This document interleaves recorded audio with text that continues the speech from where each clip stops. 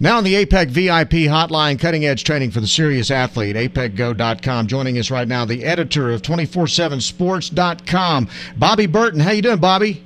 Good. How you doing today? Doing very well. Thanks for coming on with us. We appreciate it. Bobby, for those who don't know, kind of go back through the career and tell us a little bit about how you've become the recruiting guru here. Yeah, I don't know about guru, but I absolutely started a company in 1992 called the National Recruiting Advisor with a partner, and then sold that company. And then in 2001, me and some other guys helped start a company called Rivals.com, which I think a lot of people have probably heard of these days.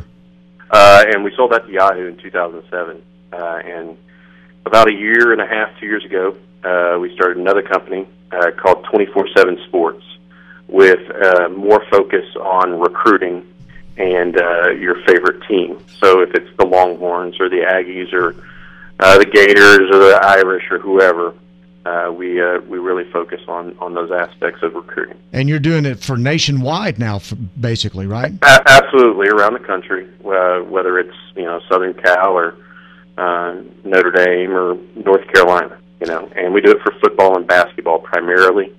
So it's been going good. We're in our, second year now, and our growth rate, is higher than it was at Rivals when we first started it, 10 plus years ago. It's absolutely amazing the interest people have in recruiting, both from the high school standpoint and, as you said, from your favorite teams. It's just talk about the growth of that since you started this 20 years ago. Oh, I think that the internet really, it was a cottage industry at best in 1992. I mean, there were about 5 or 6 guys around the country that were doing, and I just happened to be one of them. And then the internet really took off in the mid to late 90s, like 97, 98, and that gave everybody everywhere access to updated information on a very quick basis. And that really changed the face of recruiting, and it allowed more people access to immediate information. And one of the things that's very fun about recruiting is that it can be very soap opera-ish, if that makes sense. Men don't watch Guiding Light, but they are very interested in the soap opera that is sports. And recruiting can be that way. It can be, why does this guy not like Texas more than he likes Oklahoma?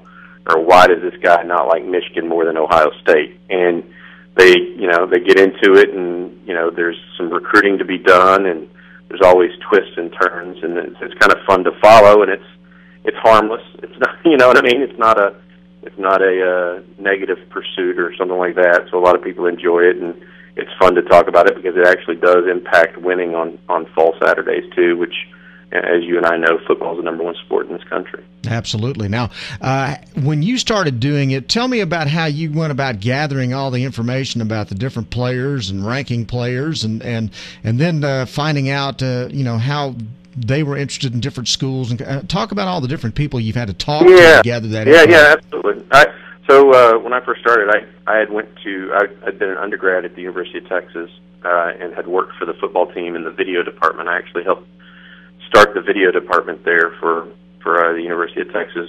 Originally, they had just had the 18-millimeter film, the roll film that you would show off a projector, and we changed it over to VHS. So I taped all the video for all practices, games, home and away, that sort of thing, with a group of 3 other people. And we helped start it, and I did that for 4 years. And then after I left Texas, I went to the University of Houston as a graduate assistant in recruiting. And it was there that I really got down to the nitty-gritty in recruiting. And what I mean by that is I learned how to find out where the players are, whether it's in the high school level or the junior college level or wherever. And that's a pretty taxing process. In the first probably 4 years of the business, I put over $400,000 miles on a little Volkswagen Passat that I had bought. Thank goodness for German engineering there, I guess. But no kidding. I did that, and so it was a lot of legwork. Then, in conjunction with the internet, it became possible to view video over the internet, and that cut down on travel time significantly. I would go to, I don't know, the University of Maryland and sit down for a day and watch all the video, or a whole week even, and watch all the video from every kid along the Eastern Seaboard. Good night. You know, or at Texas A&M or wherever I was at. There was that kind of open door policy, and so I think that's how I found all the players and ranked them accordingly. Nowadays, it's not nearly as difficult with the internet, with YouTube and other sites such as Rivals or 24/7 Sports. Mm-hmm. Okay, I get this question now. I do a lot of high school football on the radio, and obviously I've got a lot of kids that will follow our Facebook page and things like that. So all these high school athletes are always sending me the message and asking the question, how do I get noticed by scouts? And, I tell them, well, I would say the main thing is with as many people out there, you just got to go out there and play your game and play well on Friday night. Somebody's going to see you. It's almost impossible to be hidden nowadays. But how do kids get noticed by scouts from your perspective? Oh, I think that there's a multitude of ways. There is no one size fits all. The first and foremost way is through your high school coach.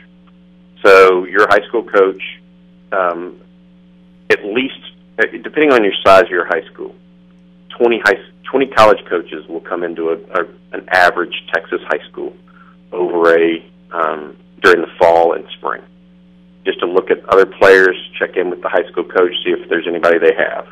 So your high school coach is your first direct contact with colleges. There are other people that make contact with colleges as well, like Rivals.com, like 24/7 Sports, where it's very easy. All you have to do is contact those people and tell them, "Hey, I'm a potential recruitable athlete. Will you please take a look at me?" And they will. You'll need to give them video. They'll want to talk to your high school coach and that sort of thing, and then they can get you going in that direction. The reality of it is that to this day, the best players 99% of the time get found. Mm-hmm. There are people that slip through the cracks at times, but that's really rare in my opinion. Okay, and so let's say from your perspective then, how many of these kids actually contact 24/7 Sports, for instance? Oh, I mean, almost all of them at some level. We're talking thousands of high school kids. Yeah, right? Oh yeah, at least 2,000 to 3,000 a year. But the difference is that the vast majority of them have already been quote unquote found. Mm-hmm. You know what I mean? They're already talking to college coaches, or their high school coaches already passed their name on to colleges, and so it's more of a reporting perspective for us. But there are guys out there that hey, send us an email, say, hey, I put my video up on YouTube. Can you take a look? And we go from there. I think that the other issue is that a lot of young men have a problem understanding that they're not all going to be able to sign with Texas A&M, and Oklahoma. Right. You know what I mean? And so they may be better suited for, McNeese State. Sure. You know what I'm saying? Yeah, FCS schools or even Division IIs or IIIs. Yeah, exactly. Anything like that. And so there's a level of acknowledgement there that they may be trying the wrong. They may be picking off the wrong cherry tree. You know what I mean? Right. They may be trying to go after a bigger school when their skill level or size and ability should be something else actually. So I don't know that happens a ton of times, but I know obviously a lot of kids would rather go to the big schools than the small schools. So they start off at the top and then trickle down, I think. Now, I've seen and talked to several people around here over the past few years that actually create their own websites and post their videos and things like that on there. Is that helpful at all? Yeah, it can be, but I think that's overkill. Is it? Theoretically, yeah. I mean, it's not horrible. I mean, there's nothing wrong with it. I just think it's probably a little bit of a waste of money. Well, and that's an encouragement because most people don't have the money to do that. Right. I think that's going too far. But if you want to do it and care about it, then then so be it. You know what I mean? I think that the whole problem that we have is that people don't understand that, you know, the film 99% of the time speaks for itself. Mm-hmm. And so you don't need all of the other accoutrements to go along with it. I mean, if a player is a player, you know, college coaches are going to figure it out. Sure. They don't need help. They just need to see you, and you need to go from there. I've also seen, and I use the case of Matt Flynn, who played at Robert E. Lee and then went on to LSU, and they won the national championship, and he's up at Seattle now with the Seahawks. But, I mean, basically it was about going to summer camps at these different universities, and there's where he got an offer. And, you know, prior to that, I don't know that there were a lot of people that thought he was a blue-chip caliber quarterback. Yeah, oh, yeah, I don't even know that people thought he was to this day, I don't know that people think of Matt Flynn as a blue-chip caliber quarterback. Yeah. And it's because he's not all that flashy. He wins, and he plays hard, and he's got a good arm, and you know that whole thing. I mean, but that doesn't, you know, just because you're not a blue chip guy doesn't mean you can't make it in the NFL if you work hard and maximize your ability. I look at Matt, and we had Matt. I also started the 7-on-7 state championships down in College Station.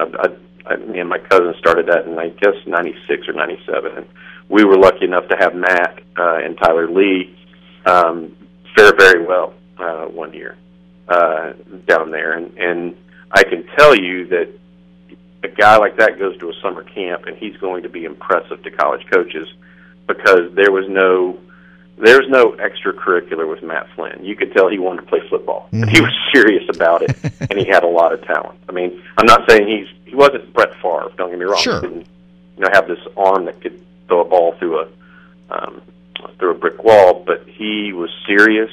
He was obviously cared about winning.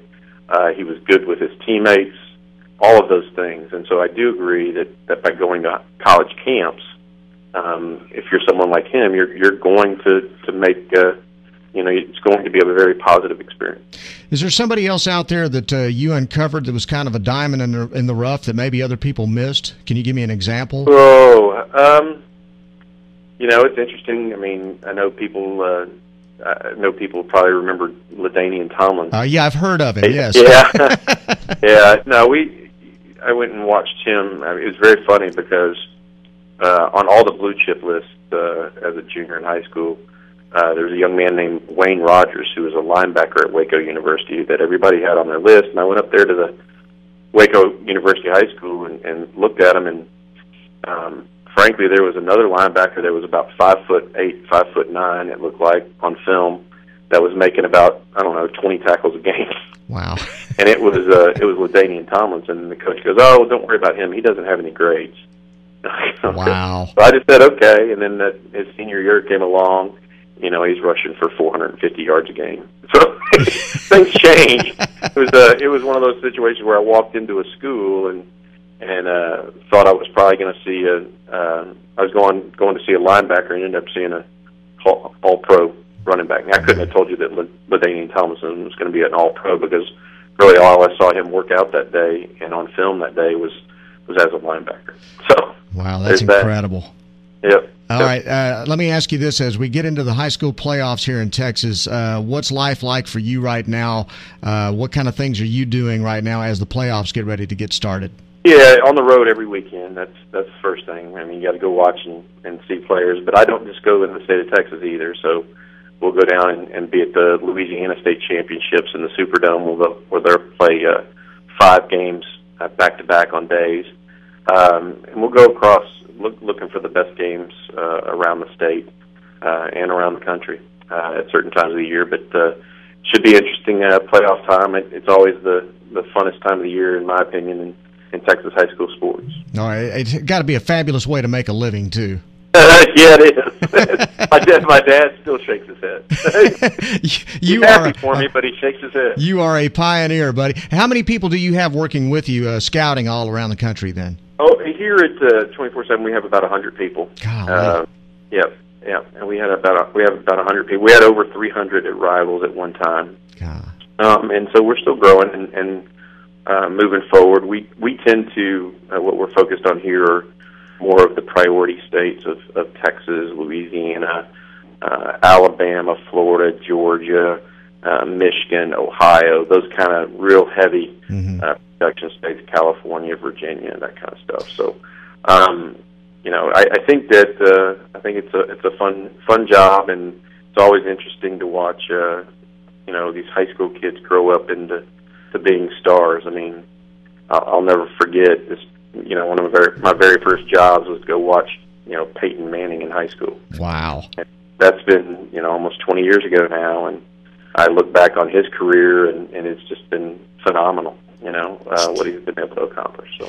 Incredible stuff. Well, Bobby, it's a great website. Tell people how they can find it and what they need to do to sign up to be able to view everything. Yeah, absolutely. So we run a site called 247sports.com, and you go to that site, and if you have a favorite team, whether it's Aggies, Longhorns, Sooners, Bears, whatever, just simply there's a tab up there that says colleges. You click on that tab and find your college. And go there, and you'll find out all you need to know about the team and players, your team and the players they're recruiting. And you can sign up from there if you'd like to join the website, or you can just peruse and look around and see what you think. Great stuff, Bobby. Thanks again, and we look forward to talking to you down the line as we get closer to National Signing Day too, if that's okay. Absolutely. Best time of year. We love talking to you. Hey, thanks again for everything. We appreciate it. Bobby Burton, the editor of 247sports.com on Bryan Houston Sports Radio Live on 99.3 Talk FM.